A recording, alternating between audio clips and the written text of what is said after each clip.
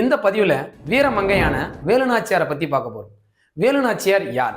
விடுதலைக்காக பாடுபட்ட தென்னிந்தியாவின் முதல் பெண்மணி அப்படின்ற சிறப்பு நம்ம வேலுநாச்சியாருக்கு இருக்குங்க.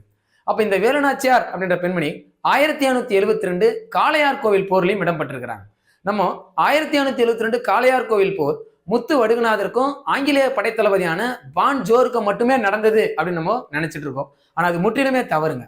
நம்மளுடைய பள்ளி பாட புத்தகங்களை தவறு என்ன சொல்லுது அப்படின்னு பாத்தீங்கன்னா, அதாவது அந்த காளையார் கோவில் போர்ல தன்னுடைய குழந்தைகளும் வேலுநாச்சியார் உட்பட அந்த போர்ல ஈடுபட்டு இருந்தாங்க அப்படின்றத தெல்ல தெளிவா சொல்லுது.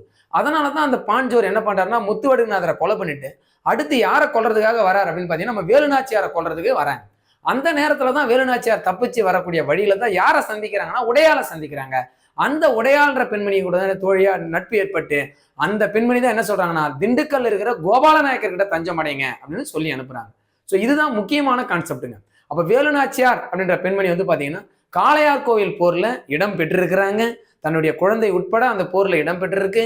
அந்த போர்ல கணவரை கொன்னதுக்கு அப்புறம் தான் முத்துவடுகநாதருடைய படை தளபதிகளும் மருது சகோதரர்களும் வேலுநாச்சியாரையும் அந்த இடத்துல இருந்து தப்பிச்சு வெளியேறாங்க. நன்றி.